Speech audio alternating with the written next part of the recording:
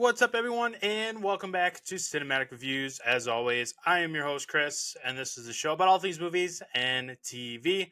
Marvel Fridays returns with another episode. We are on Captain America, the first Avenger, the fifth movie in the Marvel Cinematic Universe. This is the last movie that Paramount or any other studio did before the acquisition of Marvel by Disney.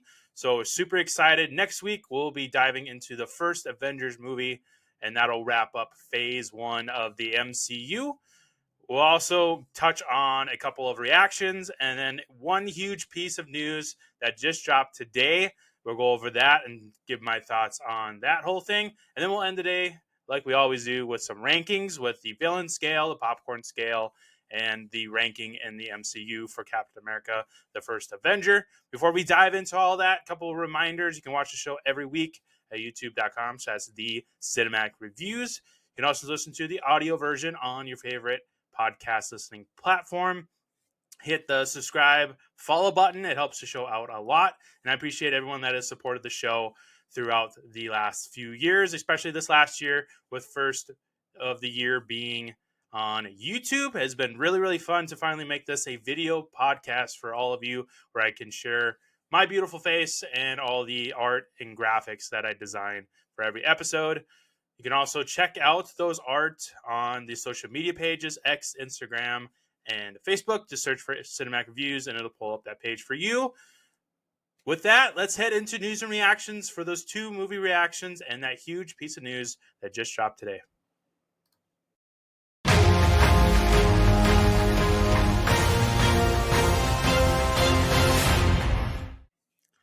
So in today's news and reactions segment, we're going to talk about the huge news that came from Netflix, as well as reaction and popcorn scale rating for Caught Stealing and Materialist, which I have finally watched on streaming service. Those are two of the many, many movies that have come out in the year of 2025 so far. But first, with that Netflix news, Netflix is reportedly buying Warner Brothers and HBO for a whopping $82 billion. Now, nothing has been finalized yet. This is being reported because now it has apparently this deal has been in talks for a while, and this is the first that the public has gotten any information about it. It sounds like the FCC is now going to possibly getting involved with a couple of whistleblowers, letting them know that this huge deal is going on. Of course, with the FCC being involved, there is obviously some concerns for monopoly in that entertainment business segment. But yeah, well, if this deal does end up going through, this is going to be massive, massive for the Hollywood sphere. You know, Warner Brothers, of course, has some major IPs with it: the DC Universe, Harry Potter, the Game of Thrones franchise, and many other ones that I can go on and list off for hours. And then, of course, acquiring that HBO Max app is pretty significant. This reminds me of when Disney acquired Hulu and ESPN and all that. We could see a similar situation here where on your Netflix app, there's going to be a little HBO tab that you can go directly through there, just like how Disney Plus has that little ESPN or Hulu app or tab within the app. And then, of course, HBO Max will have its own separate app still, according to what Netflix has come on and said. With them acquiring Warner Brothers and HBO, that doesn't mean that everything is going on Netflix. It's just acquiring that studio. They said that HBO Max would still be its own separate entity. It would just be underneath that umbrella of Netflix, similar to what Disney did with ESPN and Hulu. It's just underneath that Disney umbrella. They have still their own separate apps and services run by their own departments. Very similar to what Disney did also with Marvel and Star Wars and all those. You know, just because they have the name Disney on it doesn't mean that it's completely wiped away. It's still its own separate studio, its own department that has its own department heads and all that stuff. It's just underneath that Netflix or Disney umbrella. So this is major, major news for the industry. If this does get finalized, that is going to be a massive, massive acquisition on Netflix's part. So more to come on that story. That is just the tip of the iceberg so far, is that whopping news stating that Netflix is looking to buy those two studios for 82. I think the exact dollar amount is 82.2 billion. So that's going to be wild once that actually, if it does end up getting fully finalized and signed. So that is the biggest news to come out of today, and the biggest news to come out this week, this year. It's massive news at the end of the year. We'll see what 2026 brings with Netflix. The two reaction films that I have for you all today is Caught Stealing and Materialists. First up is Caught Stealing. This is the Darren Aronofsky film that came out starring Austin Butler, Zoe Kravitz, Regina King. It has quite an entertaining cast here. Let me pull up the exact date here. I did not get to see this in theaters. This came out back in August 29th. I was able to watch this on Netflix this past week. So go ahead and check that out. It's also available to own on whatever digital platform that you prefer to buy your digital items. But this is one I was very interested in because I have become a pretty decent sized fan of Austin Butler. I do like Zoe Kravitz as well. She was really good in this movie. Austin Butler has made quite a name for himself ever since, starring as Presley Elvis in the Elvis movie. Then, of course, moving over to the Dune franchise and many other movies as well. Let me pull up his IMDb because I don't think we've really spent a whole lot of time with Austin Butler on the show. So Caught Stealing is his newest one, as well as Eddington. He was in Dune Part 2, like I said. The Bike Riders, alongside Tom Hardy, was a movie that I was super excited about when that came out in 2023, but it unfortunately underperformed and wasn't as great as I was hoping. But Austin Butler still puts on a decent performance in that movie. Then before that, he did the Elvis movie, which he is fantastic in. He does show up in Once Upon a Time in Hollywood as well as Tex, which I think is the first time that I remember seeing him. Aside from, he is a former Disney Nickelodeon star. So he was, what show was he in for Disney Channel? I think it was Disney or Nickelodeon. Let me pull it up here. He appeared on iCarly, which I believe is a Nickelodeon property. There it is.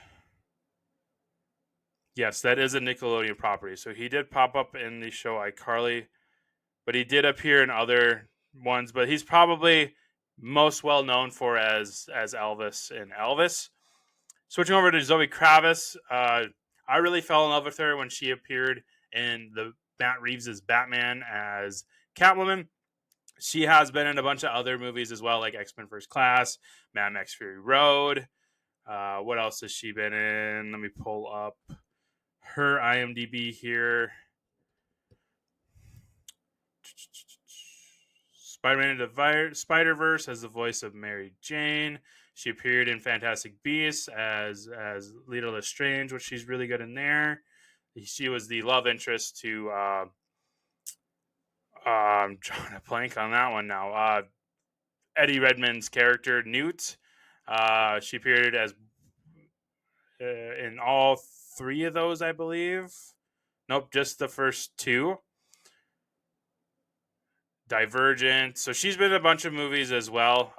But I really love her in the Catwoman movie, and she's great in this movie as well as the love interest to Austin Butler's Hank.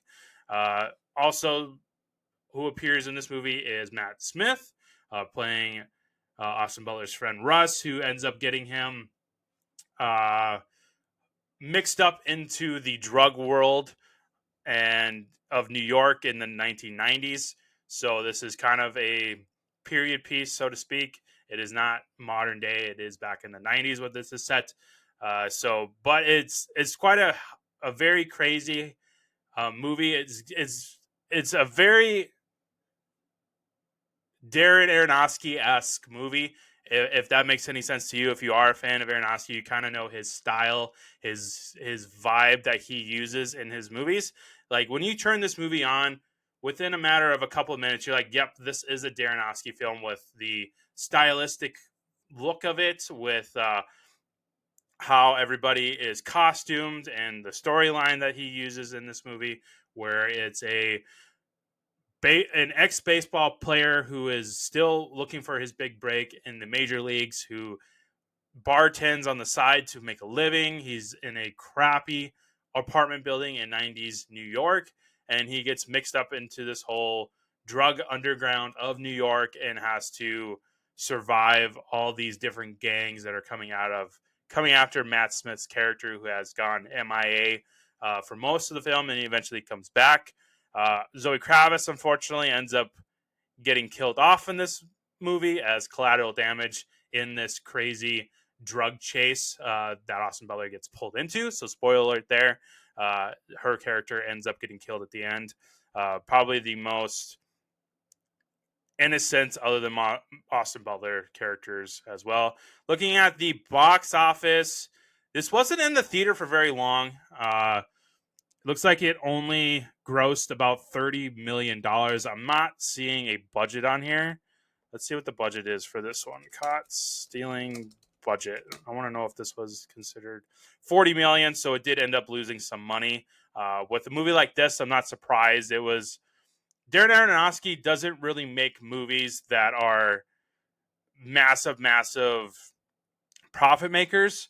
His biggest one, probably profit wise, let me pull up his directorial.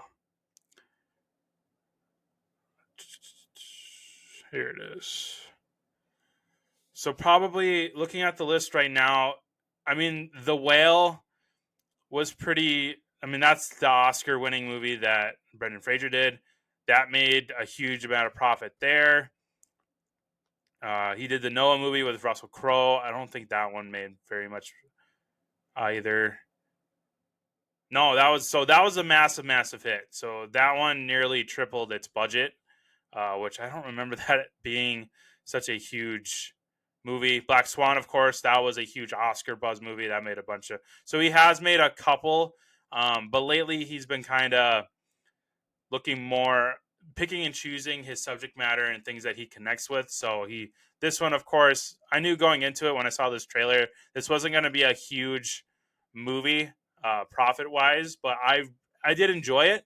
Pulling up the popcorn bucket scale for it, I'm giving it 3 popcorn buckets. I love the aesthetic of the movie. I love Austin Butler's performance. I love the 90s New York setting that we get pulled into. I love the whole baseball angle. I'm a big sports guy, so I really connected to what, New York is really centered around sports, especially baseball.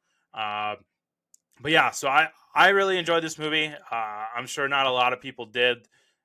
Looking at kind of the scoring here on IMDb that I usually use, it's about middle of the pack. It's about a 7-star out of 10, according to their rating scale. Mine, I'm giving it 3 popcorn buckets, which the same. It isn't about the middle ground there.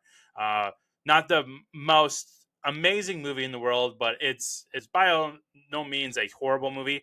It's still very entertaining, and Austin Buster leads the charge in this one. This is his movie that he controls, and I had a lot of fun watching. So check out Caught Stealing, starring Austin Butler, on Netflix today, or go ahead and purchase it on whatever Disney library or digital library, that you prefer. Now, the next movie that I'm going to talk about is one that is probably going to be on one of the worst movies, not only of the year, but one of the worst movies that I've ever seen, and that is Materialists, starring Dakota Johnson, Chris Evans, Pedro Pascal, which is very unfortunate because I love Chris Evans, I love Pedro Pascal. They're great actors. If you are a fan of the podcast, you know my feelings on Dakota Johnson. I don't think she is a great actress. I think she's rather one of the worst actors that I have come across so far in my years of watching film. But somehow she ends up still getting cast in movies. This was directed by Celine Song, who I'm not too familiar with. Let's take a look at her filmography here. The Wheel of Time, which I haven't seen that yet. I believe that's an Amazon show. Yep, that's an Amazon show. Past Lives. So I've heard Past Lives is really good. I haven't seen this yet. It has been on my list for a while. I think I should finally watched this one. This is about two connected childhood friends who end up reconnecting after so many years of being apart. And that's pretty much all she's done other than Materialist now. So definitely not a director I'm too familiar with. But so they kind of give you a backstory of this movie if you're not too familiar with it. Dakota Johnson plays a character named Lucy, who is basically a matchmaker, so to speak. Her business that she works for profits in hooking people up, and they're deemed successes if they end up getting married. Which the start of this movie is where we see her ninth couple that she has arranged financially after being hired by them getting married. Chris Evans is an ex-boyfriend, ex-friend, so to speak, that ends up being returning into her life unexpectedly. Pedro Pascal is this new love interest that she has kind of connected with, and and then they end up splitting apart, and then her and Chris Evans get back together. It's tales all the time. This is one of the movies where you can pretty much predict how it's going to end because of the generic romantic movie formula that I have noticed over the last few years of me watching this type of genre where boy meets girl, boy girl fall in love, so does they think they fall in love, they break up, they have a fight, or they split up, and then girl realizes that her best friend is the love of her life this entire time, yada yada yada. So nothing really special with the story. I think the whole angle of her being a matchmaker for hire is very poorly done. The movie that I first come to mind when I started watching this was the movie Hitch with Will Smith, where he is a matchmaker for hire, but that whole story is definitely way different than this one. And I think that one did it a lot better than what this was trying to do. If you remember Hitch, which I highly recommend, I really love that movie. I think that's a very underrated Will Smith movie where the main story of it is Kevin James's character hires Will Smith to help him gain this confidence so that he can have the guts to ask out the woman of his dreams. Will Smith's philosophy behind this is he's not tricking women into dating these men. He's helping these men find their confidence in being themselves around women that they have true feelings for, that would probably normally just walk past them in the street because of how they look, how they act. Kevin James plays a very dorky, overweight accountant, whereas his love interest is a very rich and powerful and beautiful woman in the high class that would probably never speak to him on a normal basis. But Will Smith gives Kevin James, excuse me, wrong Kevin, the confidence to interact with her and eventually become friends, and then they fall in love together. And this movie, how it differs from that one is the Lucy character played by Dakota Johnson is getting hired by these women, these men, and going through this checklist and finding the exact match based on the criteria that their client gives them. And she's checking the boxes. Okay, is he tall enough? Like the one that's pointed out the most in here is he over 6 feet? Does he make more than 200 grand a year? Things like that, where she's checking off these boxes as it as like she's manufacturing this relationship. Whereas in Hitch, Will Smith is bringing out the best of people and putting them in situations that help them realize that there's more to the surface than how much money you make, what do you look like, uh, what kind of people do you hang around with. Whereas this one, it's about being very picky and shallow and just not kind of opening up to the fact of true love. It's more or less, I have these boxes I want to check for my perfect match or my soulmate or whatever you want to call it. Where in Hitch, it's more about embracing who you are and having the confidence to be yourself around somebody that you enjoy, and for that person to realize and fall in love with the true person. Where this one, it's very sloppy and it's very. They try to do it towards the end of the movie, where Dakota Johnson's character finally realizes that this business is a bunch of bull crap, and she has been in love with Chris Evans the entire time, who has been her best friend, so to speak. Whereas Pedro Pascal's character is checking those boxes off, and she herself becomes the same as her clients, where then eventually she realizes the reality of the situation, where you need to just follow your heart and be with who you feel like being and not worrying about this checklist.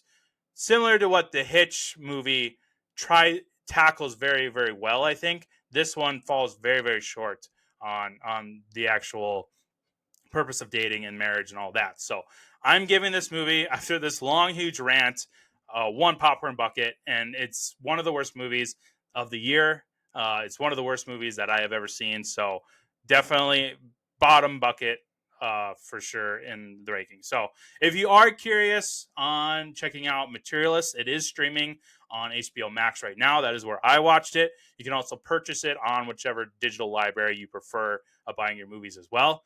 But I would suggest, if you do have HBO and you are curious, don't spend any more money on it.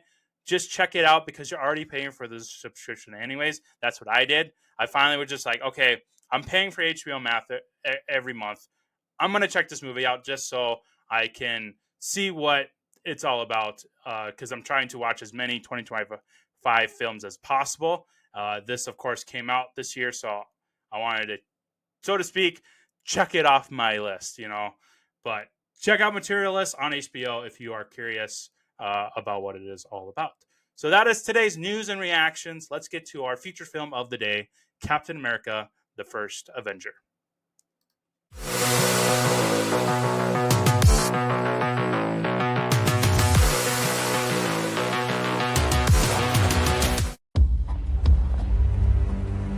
Rogers, Steven. Just give me a chance. Sorry, son. I'm saving your life.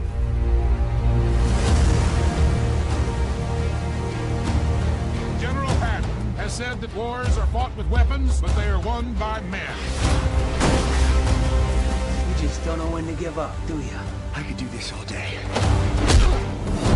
Our goal is to create the greatest army in history. I should be going with you. Look, I know you don't think I can do this. This isn't a back alley, Steve. It's war. But every army begins with one man. 5 tries in 5 different cities. I can offer you a chance. He will be the first in a new breed of super soldiers. Why me? Because the weak men lose the value of strength, lose the value of power. That wasn't so bad. That was penicillin.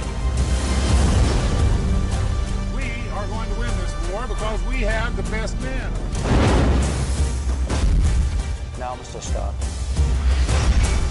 Nay, will personally escort Adolf Hitler to the gates of hell.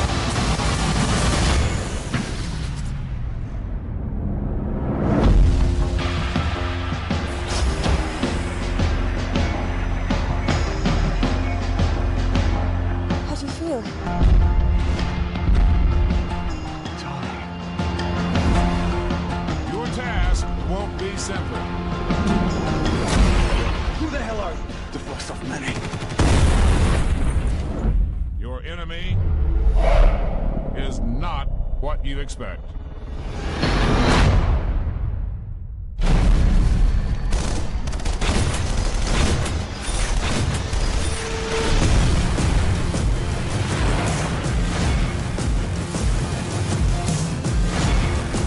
don't know if I can do this.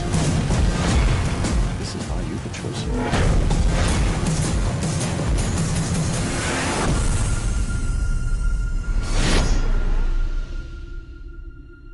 What do you think? I think it works. So the first Captain America movie, as the title says in it, is about the MCU's actual first Avenger. It's about Steve Rogers, aka Captain America, who has been one of the staple childs of the Marvel Universe, both in comics and movies and TV shows and video games. He is played by Chris Evans, who we'll dive into more with the cast. But Steve Rogers is a super soldier made hero that becomes an Avenger later on in the universe. It takes place during World War II, where Steve Rogers is trying his best to join the army, but he is this very skinny, asthmatic uh, male who is being rejected from every single registration point to join the army. Eventually, with trying multiple times under multiple names, he's eventually caught by Stanley Tucci's character and is recruited into this program for the super soldier serum, which eventually becomes a huge MacGuffin in the Marvel universe with Winter Soldier and uh, Wyatt Russell's character, John Walker.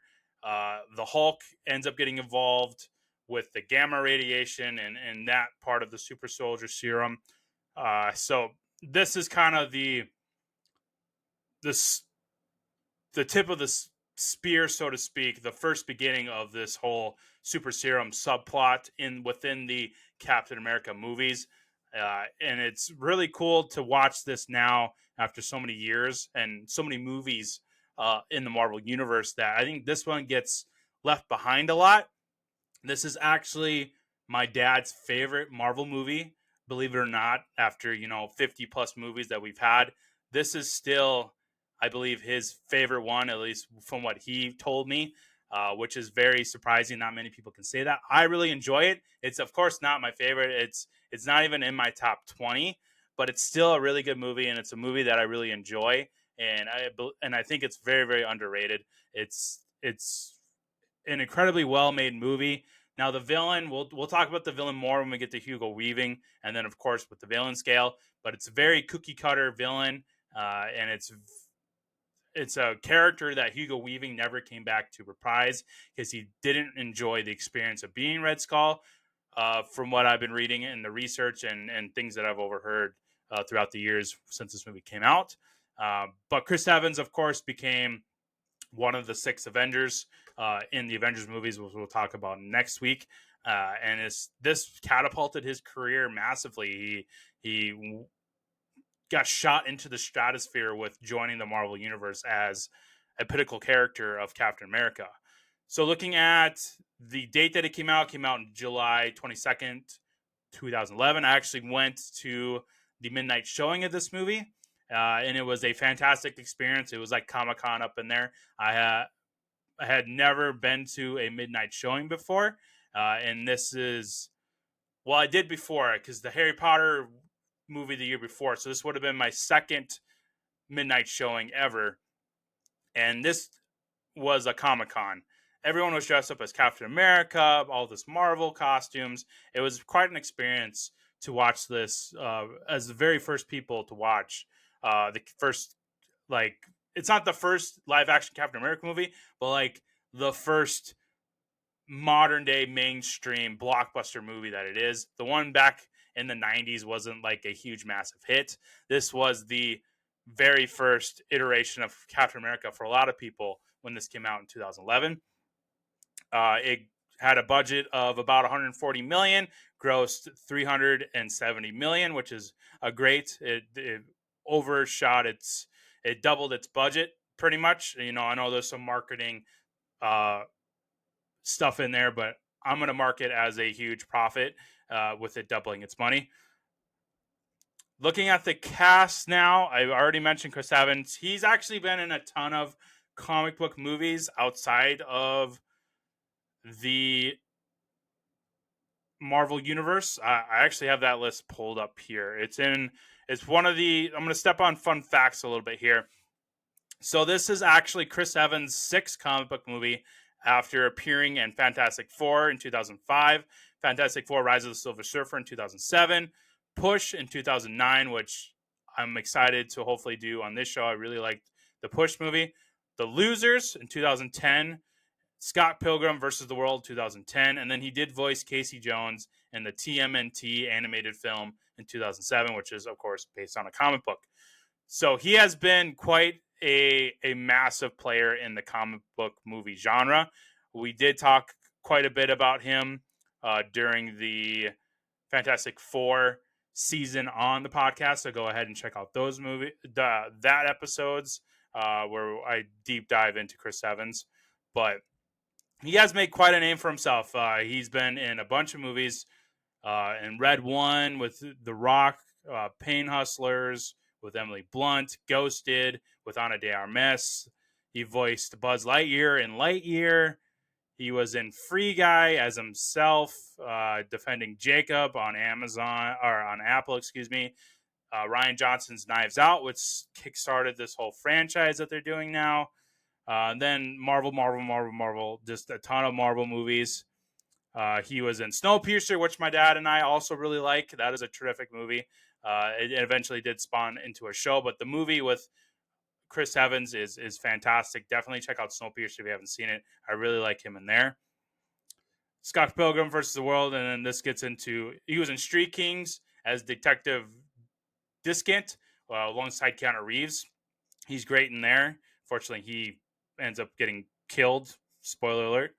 Not Another Teen Movie, which I think is the first thing I ever saw him in, other than Fantastic Four. He is the love interest in there, Jake. So if you haven't seen Not Another Teen Movie, it's one of those parody movies. He was actually pretty funny in there with the whipped cream bikini, which is a very iconic scene. So that is Chris Evans. He is the Steve Rogers Captain America of the Marvel Universe. I really like him as Captain America. There was a ton of people up for this role.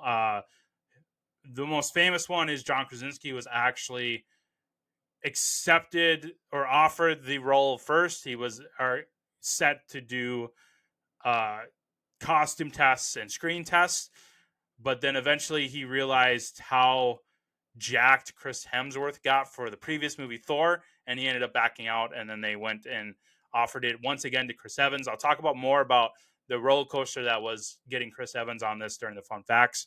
But yeah, I really like Chris Evans as Captain America in this movie and in the MCU as a whole. He's one of my favorite characters for the whole universe for sure. Next on the cast, we have Agent Peggy Carter, played by Haley Atwell, who has made quite a name for herself in recent years. She joined the Mission Impossible franchise. She appeared in multiple times for the Marvel Universe, probably most notably as Agent Captain Carter and Doctor Strange in the Multiverse, where in an alternate universe, she's the Captain America in that universe. So that was really cool to see her. She appears in her own show, Agent Carter, and then she also voices Captain Carter in the What If animated series as well. So she has made a pretty decent name for herself. I really like her as Peggy Carter. I wish we would have gotten more of her. Maybe in the future, if there is, multiverse ways that we can get her back. But I really do like Haley Atwell in this film as Peggy Carter. She's got a really good chemistry with Chris Evans, which always helps. Next, we have Sebastian Stan, who plays James Buchanan Barnes, a.k.a. Bucky Barnes, a.k.a. Winter Soldier, once we get to the sequel of this movie, which is one of my favorite movies in the Marvel Universe. I'm super excited to talk about that one. But focusing on this movie, he is only in here for a little bit amount of time.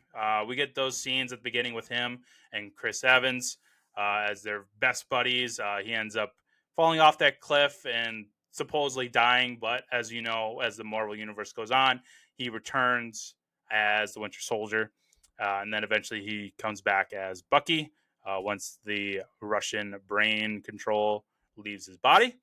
But he himself is one of those other actors that once they joined the Marvel Universe, skyrocketed their career. He did a bunch of appearances in the Marvel Universe. He was also in Ghosted. He was in Dumb Money as the CEO of Robinhood, where he plays a big dipshit in there. He was in, what was that Hulu show? Shoot. I can't think of the Hulu show that he did. Anyways, I digress. Yeah, he's made quite a name for himself ever since joining the Marvel Universe. And I really like him as Bucky. He's great. I really like him in Winter Soldier. We're going to talk about him a lot in that episode. because I really like how they brought him back and just his acting chops for sure. Then we have Hugo Weaving. This is where we'll touch up on him again. He plays Johann Schmidt, aka Red Skull. He is the villain in this movie. He does not return as Red Skull, as I mentioned before, because of dislikes with the character and superhero movies in general. I've always wondered why he would even accept the role if he was not a fan of it. He was probably given a lot of money for this movie. But of course, we talked about him a little bit in the Lord of the Rings episodes. He played Elrond. He was in Cloud Atlas with Tom Hanks. He was the voice of Megatron in the Transformers movies. He's been in a bunch of stuff. The Matrix as Agent Smith. So he's a pretty well-known actor. He was in Hacksaw Ridge as Andrew Garfield's dad. But yeah, we're gonna talk. I'm gonna save him a little bit later on in the episode when we get to the villain scale. I don't want to spoil too much of my thoughts on him, but it's another quote unquote A-list actor at the time that they got for the Marvel movie, and same thing with the next name we're going to talk about, which is Tommy Lee Jones. They got Tommy Lee Jones for this as Colonel Phillips. Now, Tommy Lee Jones, I don't know if this was actually like supposed to be written this way, but he's like the comedic relief in this movie, which is very surprising. He cracks a lot of the jokes. He's very funny. That's like the only time I laughed really was when he was talking. Tommy Lee Jones, I mean, there's not much I can say to really honor the guy. He is one of the greatest actors of all time. He's been in a ton of movies. Most recently, The Burial, alongside Jamie Foxx. That was a Prime product. He was in Ad Astra, Jason Bourne, Lincoln, which he's really great in there, Men in Black series, No Country for Old Men, which I think is probably my favorite role of his, other than Agent K and Men in Black, U.S. Marshals, Small Soldiers, Batman Forever as Harvey Dent, aka Two-Face, Natural Born Killers. He's really good in there. The Fugitive, he's awesome. Like, he's just been in a bunch of really, really good movies. And the fact that he has part of the MCU is great. And like I said, he is probably the only times I've laughed in this movie, which is very surprising coming from Tommy Lee Jones. And he's hilarious in this movie. I wish he would have did more comedies in his career. Howard Stark makes a return in the Marvel Universe, but younger Howard Stark, since we are back in the 40s. He is played by Dominic Cooper, who I've actually grown to like a little bit more as I've gotten to watch him. He is in what I think is one of the most underrated movies of all time, Need for Speed. He is the antagonist in there, opposite Aaron Paul. He was in Dracula Untold, Warcraft. Apparently, he popped up in Mamma Mia. I've never seen those movies, and I probably never will. He does return as Howard Stark once again in the animated What If series. He's was on the show Preacher, which is an FX show that I really liked. So I've really started to like Dominic Cooper a lot more. He's really grown on me. He was in Abraham Lincoln Vampire Hunter. So yeah, he's an underrated actor. He's actually pretty good. I think he's more suited as like a douchebag guy, which he kind of plays in here with Howard Stark, but not too far of a douchebag like he is in Need for Speed. I think that's really his bread and butter, is being that cocky, arrogant douchebag in a movie. Whereas in here, he's kind of just he's kind of putting on his best Tony Stark impression, where he's kind of a ladies' man, cocky, arrogant a-hole, but not in the way that he's like a villain, which I think he is far better in. But I still enjoy seeing him in here as Howard Stark. It's cool that we got a younger version of Howard Stark, even though I do prefer, what's his name? I'm forgetting his name. Who plays like the older version of Howard Stark. Let me God, I can't believe I'm drawing a blank on his name. That really bothers me because I really like him. John Slattery. Wow, I can't believe sorry for that, John Slattery. John Slattery ends up playing Howard Stark going forward in the MCU when we go back, get those time flashes and period spots in the MCU. But Dominic Cooper, still entertaining in this movie as a very young Howard Stark. And then the last two on our list I wanted to touch up on is Dr. Erskine and Dr. Zola. Dr. Erskine and Zola are kind of like battling doctors, so to speak, as well as Johann Schmidt. Erskine, played by the incredible, lovable, my dude, Stanley Tucci, who is Stanley Tucci, who is, I think, still very underrated.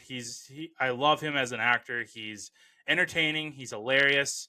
I love him as Dr. Erskine, where I don't think I put this in fun facts, but he actually agreed to take on the role of Dr. Erskine because he's always wanted to do a German accent. And I think he does a very terrific German accent in here.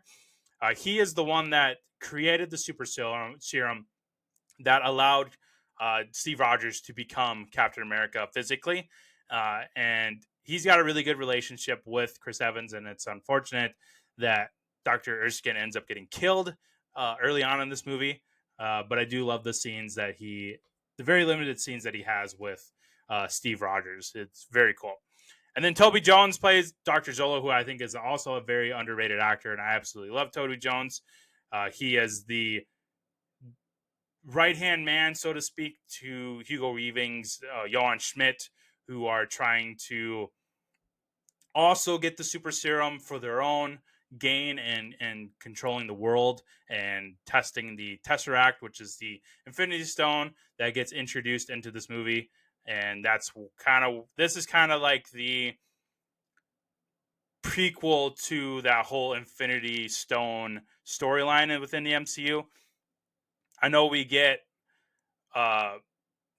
touches of it in like Thor and a little bit of Iron Man, but this is really when we get introduced to the Tesseract, and then once we get into the first Avengers movie next week, this is really where that Infinity Stone saga storyline, whatever you want to call it, starts to get weaved into this whole universe, which leads to Thanos and the Infinity Gauntlet. So it's really cool to go back after all this time and see where that storyline actually started. And it really got started here in Captain America with the Tesseract, as Johann Schmidt is using that power from the Tesseract to power weapons and dominate the world in his own way. So love Toby Jones, love Stanley Tucci as our two doctors in this movie. A couple more things before we dive into iconic scenes, favorite quotes, and fun facts. The director, who I guess I've never really paid attention until now on who the director was of this movie, which is Joe Johnston. And looking at his IMDb, I love Joe Johnston. He did Captain America. He did Jurassic Park 3. He did Jumanji. He did The Page Master. He did Honey, I Shrunk the Kids, The Rocketeer, like the Young Indiana Jones Chronicles, The Avengers of Young Indiana Jones, October Sky, like Hidalgo, Wolfman. Like it's a small filmography, but I like it. I like a lot of those movies. So he did a really good job with this movie as well. I love his take on introducing us to Captain America, the Steve Rogers character, really putting a spotlight on the goodness of Captain America, where he's willing to sacrifice himself literally for the world, for America, for innocent people. And that's like the bedrock of the Captain America character, where his sole purpose is to do the right thing, and not let anybody stop him. We really get to see that in Captain America Civil War, where he is so stuck on doing the right way that he's willing to destroy his friendship with Tony Stark as they grew throughout the years within the MCU. So it comes kind of to his downfall, but it's also really nice to see that was a really good origin story to get us acquainted with who the person is. Who is Steve Rogers? Who is the Captain America? And what the symbol means and all that. So it's a really good origin story. And bravo to Joe Johnston for giving us a really good iteration and really good version of the origins of the quote unquote first Avenger in the MCU because of the timeline in the 1940s. So congrats to Joe Johnston for giving us a really good origin story. This is exactly how I wrote in my notes. Tiny Chris Evans becomes jacked Chris Evans. When I saw this for the first time, I was like, they actually did it. They actually gave us tiny Steve Rogers and showed us exactly how he becomes jacked as Captain America. It was really, really well done. It's very entertaining. The CGI that they used to put Chris Evans' head and to make him this anorexic, asthmatic person, and then eventually get into the body that we all know as Chris Evans, as this super jacked, super soldier being. And it's just really, really well done on how they did that with doing Chris Evans as that tiny version and then transforming him into that jacked Captain America that we all know and love. And then the last thing I want to mention was that end credit scene with that first Avengers trailer. That was a huge shock to me. I don't remember at that point. I don't remember a movie actually having a trailer in the end credits. Like Marvel really did invent like the end credit scene thing. Now today, every freaking franchise, every studio is adding an end credit scene. But Marvel was like the first one to introduce that concept. And the fact that they actually put the first Avengers trailer in that end credit scene was awesome. Seeing that in the theater, midnight showing, the first ones to ever see the trailer for Avengers was awesome. And they haven't done it since. That's the only time that I can remember that they put an actual trailer to tease the next movie, which came out the following year in May of 2012. So when this movie came out, you had about 10 months to wait after you saw this trailer in the theater. But I thought that was a really neat idea, and I'm glad they haven't done it since because it really preserves it as a really neat idea. Now with the uncredited scenes, every franchise known to man, including Marvel itself, is blown it out of proportion, and it's almost expected now. Like when you go to a Marvel movie, you're kind of a chump if you leave 10 minutes soon because and now they're putting like 2-3 end credit scenes in there, which is a bit overkill. I wish they would get back to just the one and leave it at that. We don't need 2 or 3 of them. I don't need to sit there and watch a half hour of credits. Just give me about 5 to 7 minutes of credits and then give me like a 1 minute to 2 minute scene and then just call it good. I don't need, 10 minutes of credits, then a 60-second end credit scene, then another 10 minutes of credits, and then a 1 minute scene at the end. It's just, they really went off the rails with it.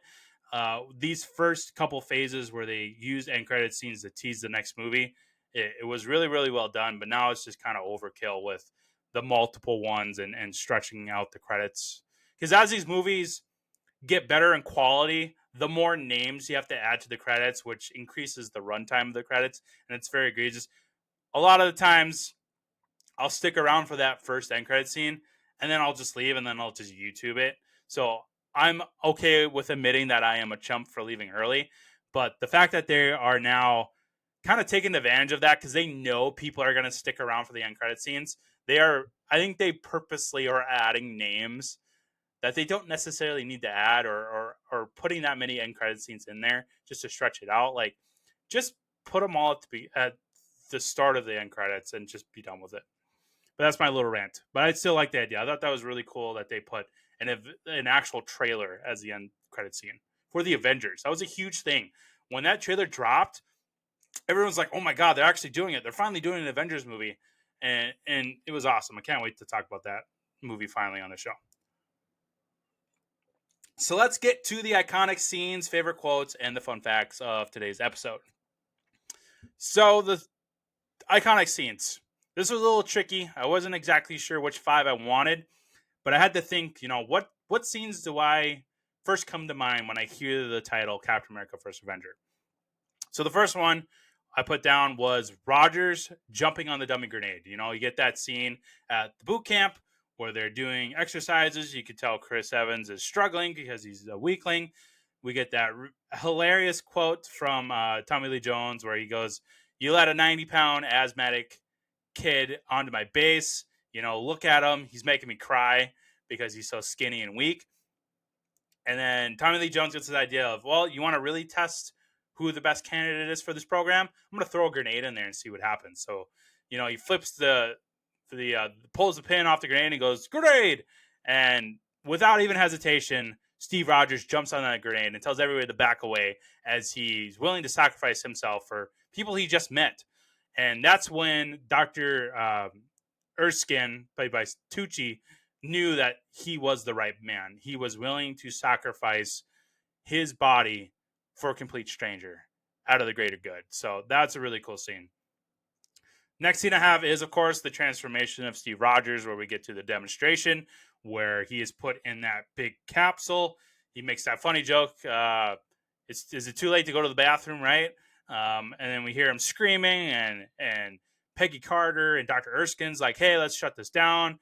We hear Steve Rogers go, "No, I can do this. I can finish this."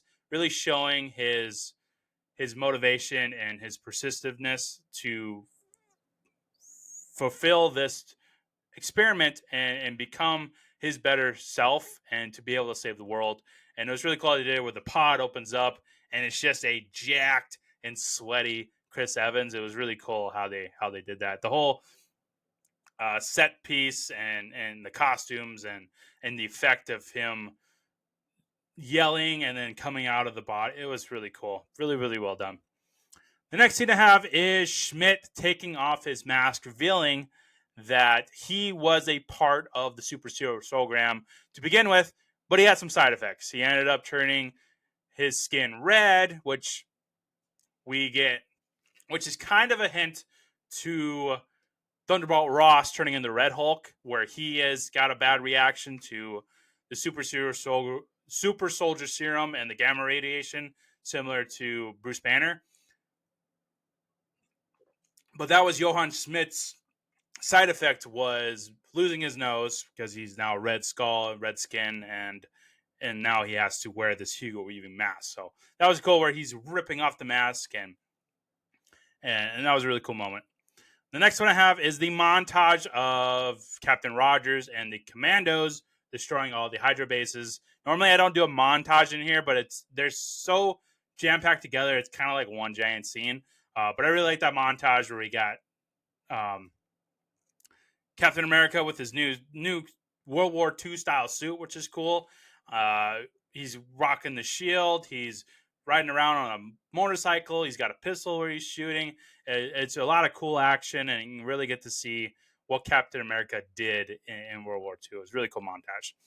And then the last scene I have is Red Skull going up against Rogers in that super plane headed to the U.S. to destroy major cities with their Tesseract-powered turbine planes.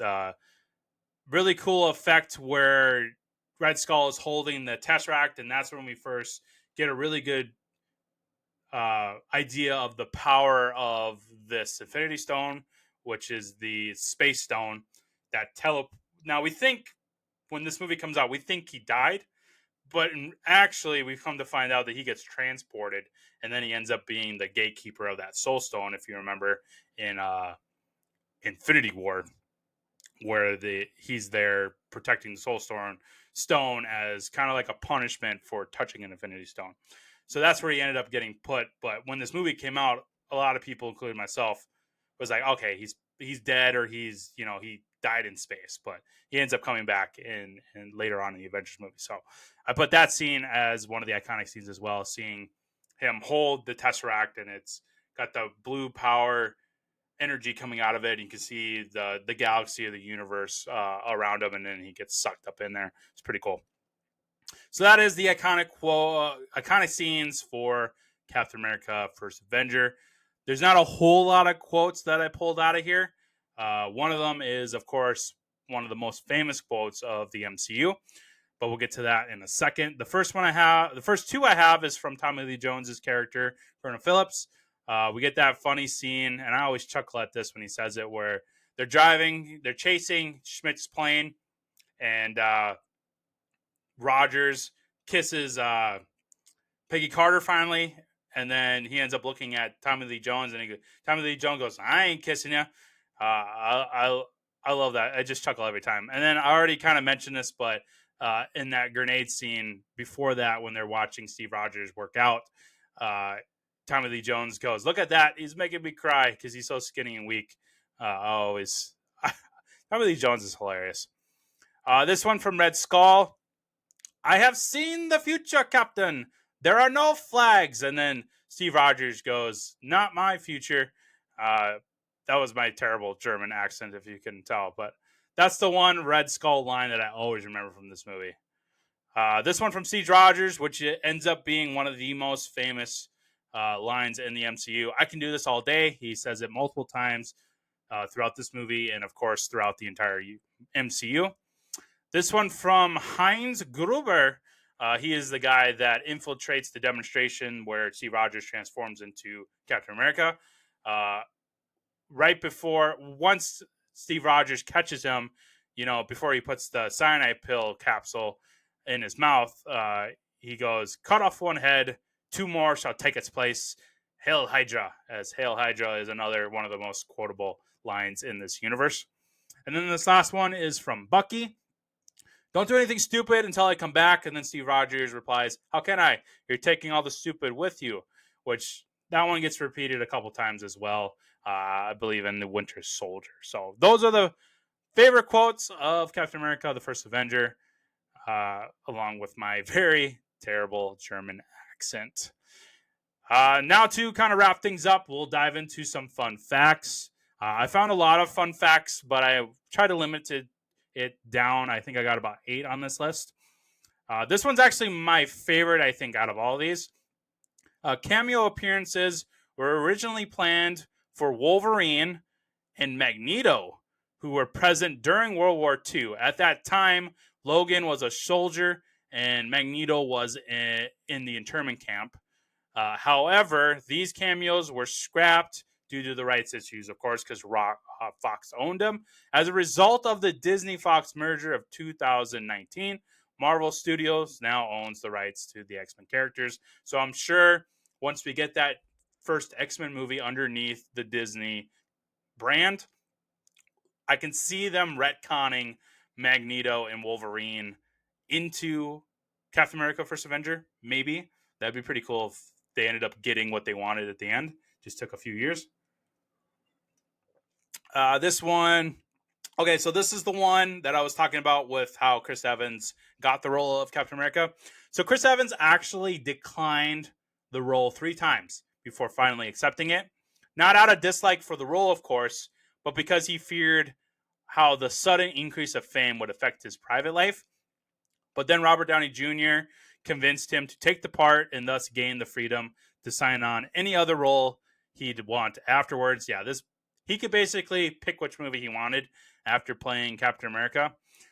After that, Chris Evans had a meeting with director Joe Johnston as well as the producers, who convinced him to take the role. Evans reflected, "It was the best decision I've ever made, and I really owe that to Kevin Feige for being persistent and helping me avoid making a giant mistake." To be honest, all the things that I was fearing never really came to fruition. Yeah, it never really affected his private life. I mean, he got skyrocketed into stardom, but from what I understand, his private life was never affected, which is good. To prepare for his role as Bucky, Sebastian Stan watched many World War II films and documentaries and drew inspiration for the role of Bucky from Band of Brothers, which is a really terrific World War II series. Definitely check that out, as well as the Pacific. I really like the Pacific as well. I already went through this one, but this is just listing off those 6 comic book movies that Chris Evans did before doing Captain America.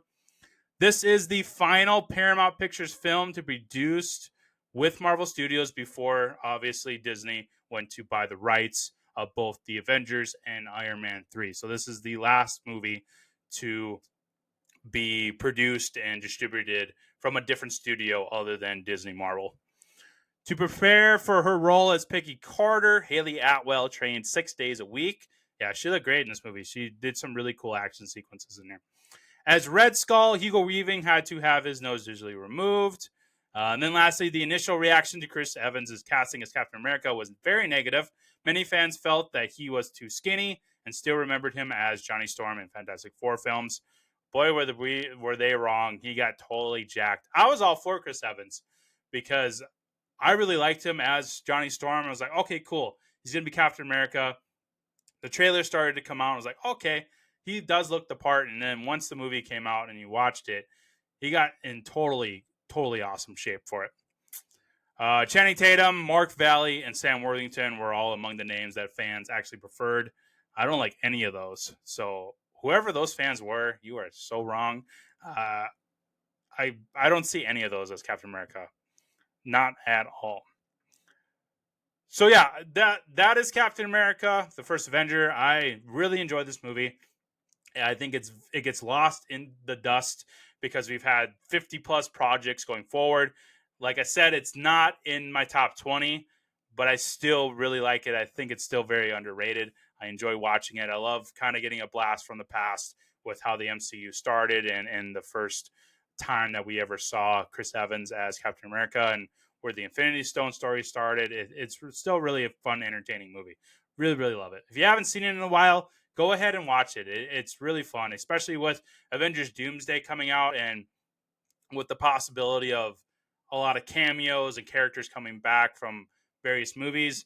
Maybe they pull somebody from this movie in the multiverse. So definitely brush up on Captain America, the First Avenger, in case that happens. So to wrap the show like we always do, we're going to head over to the rankings.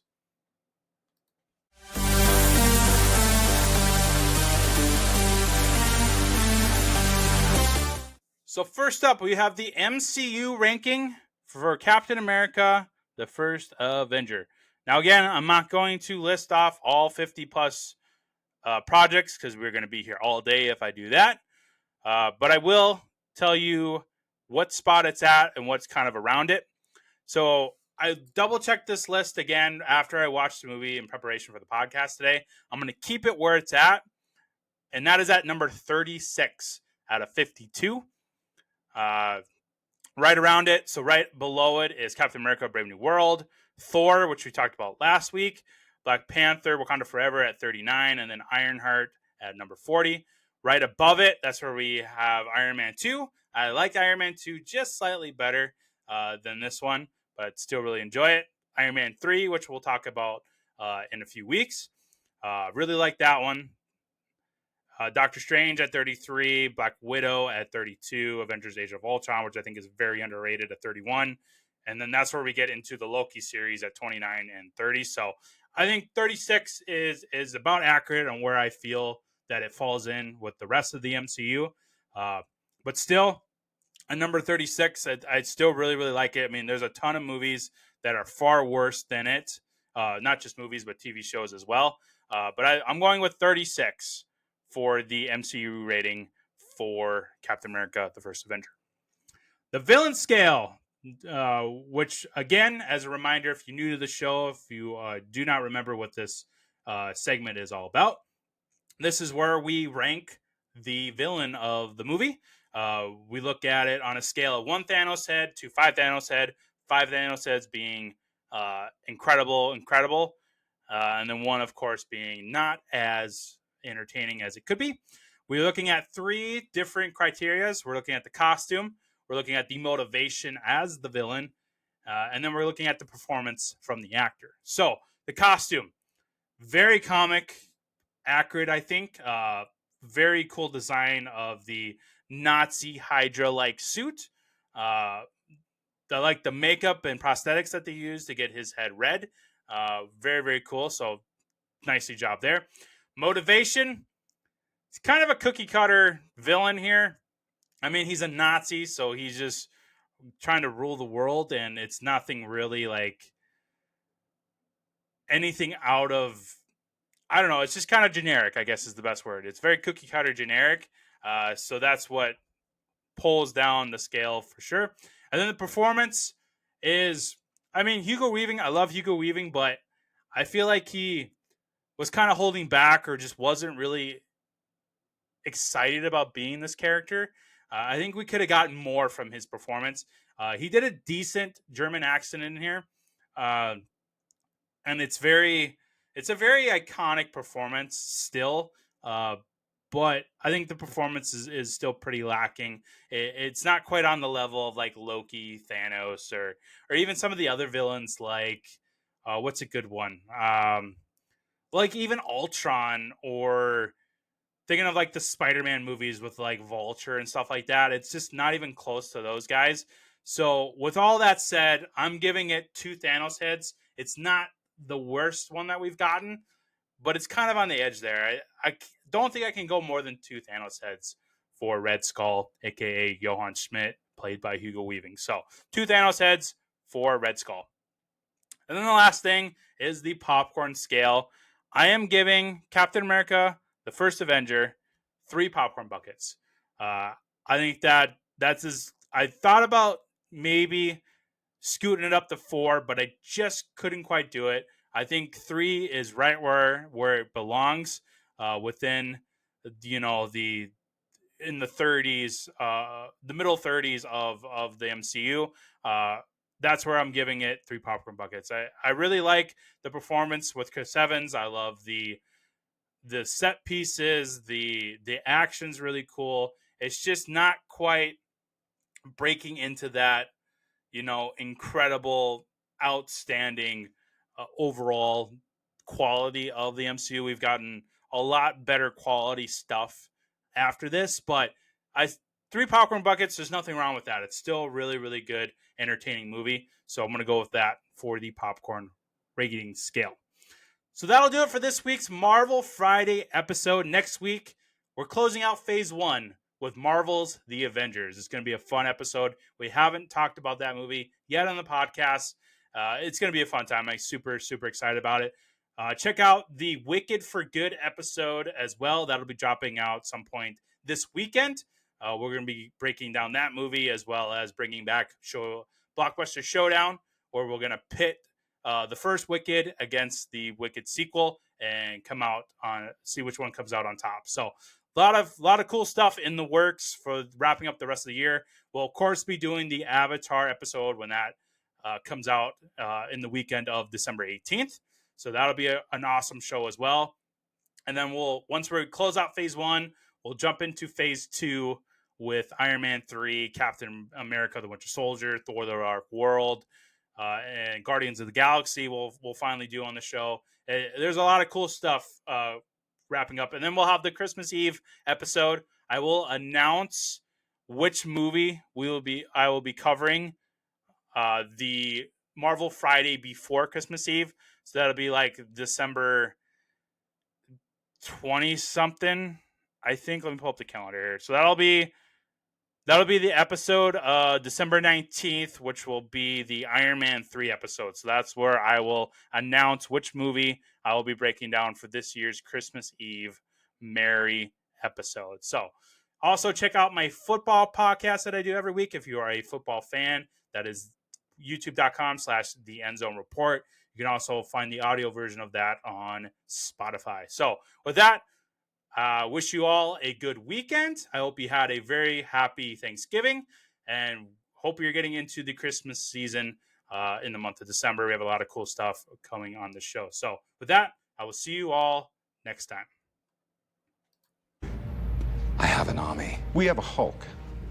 Oh, I thought the beast had wandered off. You're missing the point. There's no throne. There is no version of this where you come out on top. Maybe your army comes, and maybe it's too much for us, but it's all on you. Because if we can't protect the Earth, you can be damn well sure we'll